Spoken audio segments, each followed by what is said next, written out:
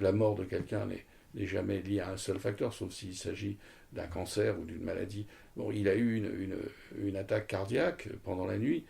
Je pense qu'il y a eu un stress considérable pour fournir le film en temps voulu aux producteurs de Eyes Wide Shut, à la Warner, mais que d'autre part, il est probable qu'il y avait un stress mental très, très fort du sort qu'avait connu sa fille. J'ai vu quelque chose dans le décor qui m'a interpellé. J'ai vu cette espèce de pyramide comme ça que dessinait l'arrangement des rideaux de la fenêtre de la chambre. Il m'est apparu tout d'un coup une espèce de figure un peu kabbalistique comme ça, enfin proche de l'emblème maçonnique des deux colonnes doriques avec le compas maçonnique et la pyramide, hein, d'ailleurs qu'on peut voir sur le billet de $1. Et je me suis souvenu de l'affiche d'Orange Mécanique qui reproduisait déjà ce triangle avec un œil au-dessus, qui est le symbole aussi maçonnique. Je me souvenais du monolithe de 2001, l'Odyssée de l'espace, enfin de plein de figures dans les films de Kubrick où on retrouvait cette image de la pyramide ou du triangle.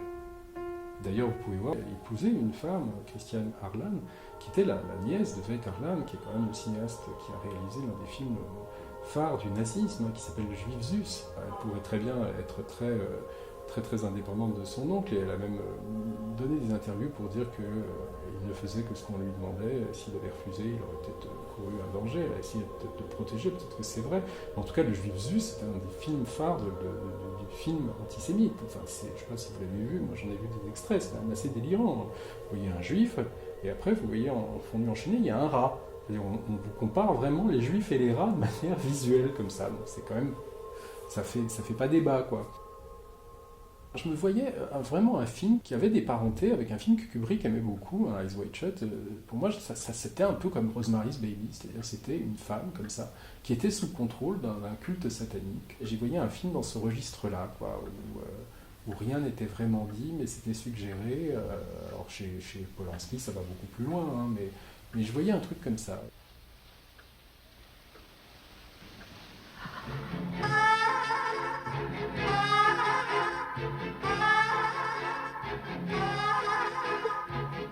What have you done to it?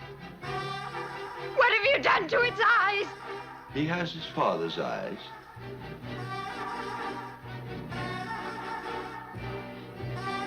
What are you talking about? Guy's eyes are normal. What have you done to him, you maniac? Satan is his father, not Guy. He came up from hell and begat a son of mortal woman. Hail, Satan! Hail, Satan! Satan is his father, and his name is Adrian. He shall overthrow the mighty and lay waste their temples. He shall redeem the despised and wreak vengeance in the name of the burned and the tortured. Hail, Adrian! Hail, Adrian! Hail, Satan! Hail, Satan! Ron Hubbard était officier de marine. Et la Sea Org, c'est l'élite de la scientologie, ils sont tous en officier de marine. Et ce que j'ai appris après, c'est que la fille de Kubrick avait disparu dans la scientologie au moment où il était en train de préparer Eyes Wide Shut. Donc c'est pas un hasard non plus pour moi. Je connais très bien la veuve de Stanley Kubrick, Christiane. Juste après sa mort, elle m'a accueilli dans sa maison pour me faire une projection de Eyes Wide Shut, qui était terminée mais n'était pas sortie.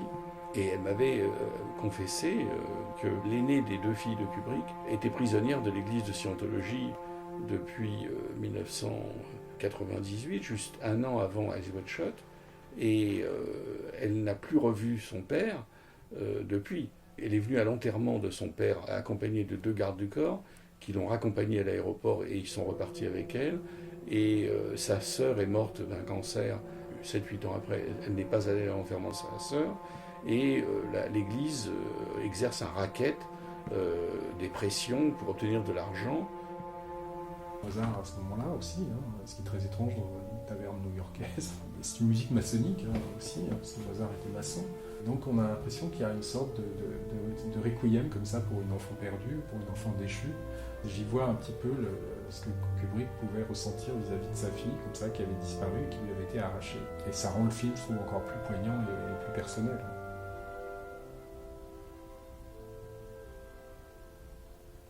La première fois qu'Alice nous est présentée, hein, elle est de dos, nue, et on voit cette robe qui tombe comme ça. Et pour moi, il y a une rime dans le film à un moment avec ça. Moi, après, ce qui m'a vraiment engagé là-dedans, hein, c'est qu'en revoyant Shining, j'ai vu quelque chose que j'avais jamais vu. Dans la célèbre scène où le petit garçon Danny découvre le salon de jeu de l'hôtel Overlook, il voit les jumelles fantômes apparaître pour la première fois. Au mur du salon de jeu, je vois une affiche avec un skieur et je vois le mot monarque. M-O-N-A-R-C-H. C'est un mot très connu pour tous les gens qui sont intéressés à ça. Ça fait référence à une sorte de traitement de contrôle de l'esprit que la CIA aurait exercé sur énormément de cobayes pour les transformer en espèces d'esclaves ou de tueurs automatisés. C'est le mythe du célèbre Manchurian Candidate, comme ça le type qu'on a brainwashé et à qui on dit un jour chewing gum et le type va prendre un flingue et va tuer Kennedy ou n'importe qui et après quand on lui redit chewing gum il se souvient de plus de rien. Hey, Sarge, cut it up. Quiet, Ed, please. Now you just sit there quietly and cooperate. Yes, ma'am.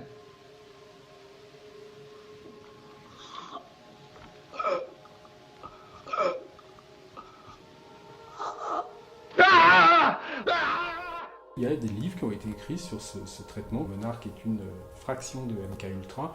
Il y a un film qui s'appelle Complot de Richard Donner avec Mel Gibson et Julia Roberts qui parle de MK-Ultra. Enfin, on voit Mel Gibson soumis au traitement MK-Ultra, qui était donc un ancien tueur professionnel drogué par la CIA et transformé en esclave.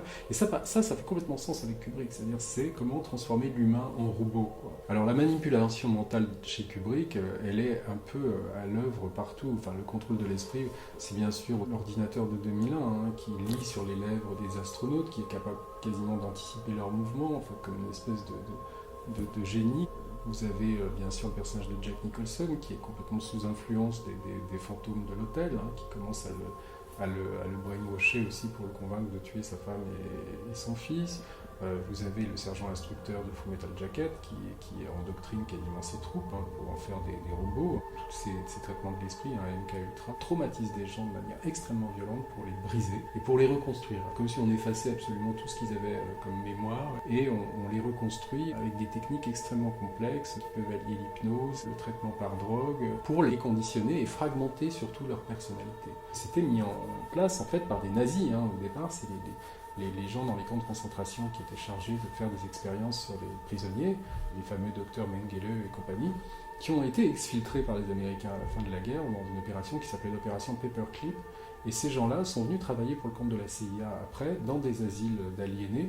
Et il y a un film de Scorsese, récent d'ailleurs, qui s'appelle Shutter Island, où on voit le personnage de Leonardo DiCaprio, qui a participé à la libération d'un camp de la mort, donc qui est hanté par toutes les images des camps, et qui se retrouve face à un Allemand, qui est joué par Max von Sydow, qui travaille dans l'asile et qui fait des expériences.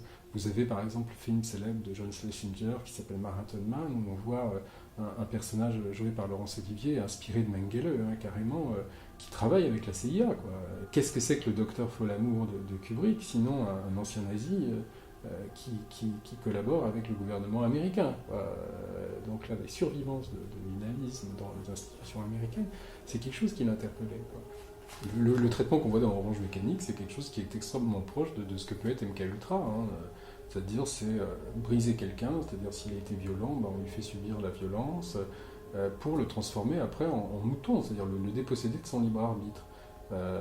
Et moi j'y voyais après bien sûr des connotations sexuelles, parce que chez Kubrick, là dans Eyes Wide Shut, il ne s'agit pas de fabriquer des tueurs programmés, il s'agit de fabriquer des femmes complètement instrumentalisées pour le plaisir des élites. Et ça, c'était annoncé dès Dr. Folamour, dans le speech de fin du Dr. Folamour. I would guess that a dwelling space for several 100,000 of our people could easily be provided. Well, I would hate to have to decide who stays up and who goes down. Well, that would not be necessary, Mr. President. Could easily be accomplished with a computer. Of course, it would be absolutely vital that our top government and military men be included to foster and impart the required principles of leadership and tradition.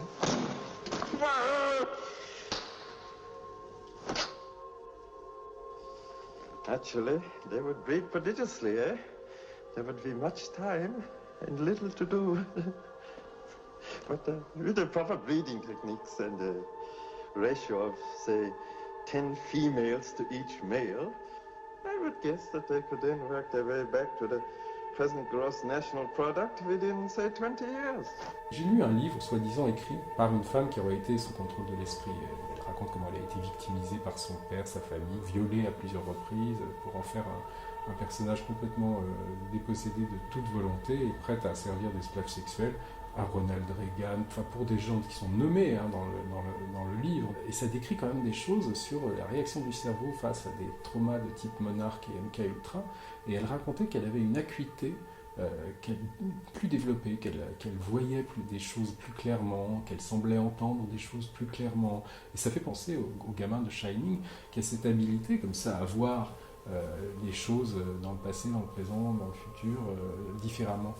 Et l'enfant de Shining est un enfant traumatisé, c'est-à-dire on voit bien, il a été traumatisé par son père alcoolique, qui l'a battu, qui le viole peut-être même, à un moment c'est clairement suggéré dans le film, où il y a l'enfant qui vient voir son père dans sa chambre. On voit Nicholson qui est complètement assis au bord du lit, le regard perdu, entre deux miroirs d'ailleurs, comme s'il était déjà en train de se dédoubler. Et après, l'enfant vient s'asseoir sur le lit et ils ont une conversation. Et après, la scène se termine brusquement. Mais on ne sait jamais comment la scène s'est terminée. Et dans la version américaine, il a un éblouissement avant de partir à l'hôtel Overlook.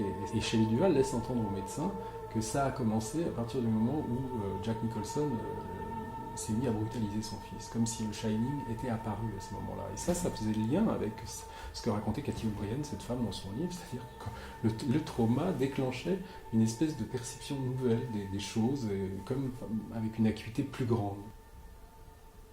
Il travaillait sur Artificial Intelligence aussi, à l'époque, et Artificial Intelligence, c'est l'histoire d'un enfant robot, mais qui est à un moment clairement poursuivi par un réseau de pédophiles, puisque vous voyez, il est même son Gemini Cricket, c'est un androïde prostitué qui s'appelle Gigolo Joe.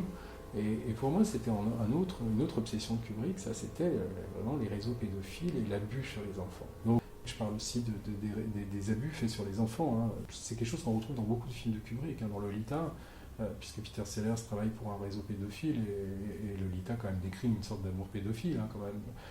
Dans Orange Mécanique, on voit qu'Alex est dragué par son précepteur au début, qui lui met carrément la main au panier. Dans Barry Lyndon, en tout cas, il y a des violences faites sur Lord Bullingdon par Barry, qui lui donne des coups de trick. Dans Full Metal Jacket, on voit ces jeunes, c'est pas des ados, mais des post-ados qui sont quand même sadisés. Il y a des prostituées vietnamiennes qui sont quasiment mineures.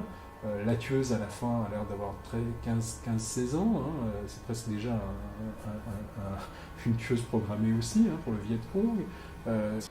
Vous avez vu The Manchurian Candidate?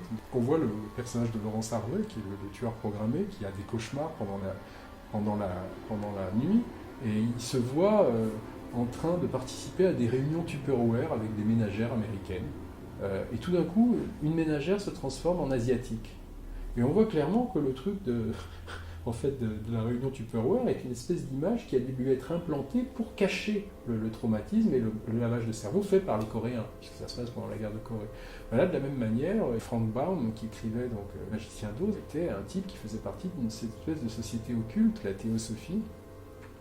Et Lewis Carroll lui-même, l'Alice au Pays des Merveilles, il y avait quand même des tendances pédophiles. Alors, je ne sais pas que Frank Baum aussi. Il y a quand même toujours cette vision comme ça d'une fille hypnotisée ou qui passe de l'autre côté de l'arc-en-ciel. Et passer de l'autre côté de l'arc-en-ciel, c'est une manière d'être du côté de l'hypnose. Enfin, vous avez l'impression que tout le monde est différent, que tout est... alors qu'en fait vous êtes toujours dans le même monde, mais vous le percevez de manière différente.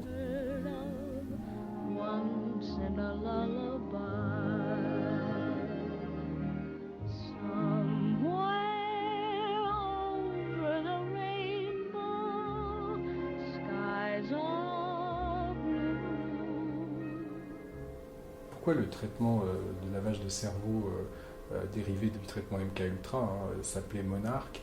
C'est parce que ça fait référence à un papillon qui s'appelle le Monarch Milkweed, et parce que les cobayes qui étaient soumis à ce traitement, dans la base d'électrochocs, avaient l'impression de flotter ensuite, comme un papillon, quoi.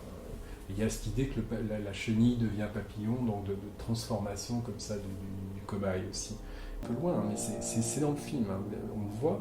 Il y a 3 personnages qui carrément la prennent en sandwich. C'est-à-dire, vous voyez, il y a 2 types qui sont en train de regarder des ours, et il y a un mec avec des cheveux un peu longs. C'est parce qu'elles rendent finalement le monde logique. C'est-à-dire que vous vous dites, rien n'arrive jamais par hasard. C'est-à-dire, alors que si, il y a des choses, les gens meurent, Mais quand c'est quelqu'un de connu, on dit toujours il n'a pas pu mourir dans un accident de voiture comme le Pékin moyen, il y a forcément un assassinat.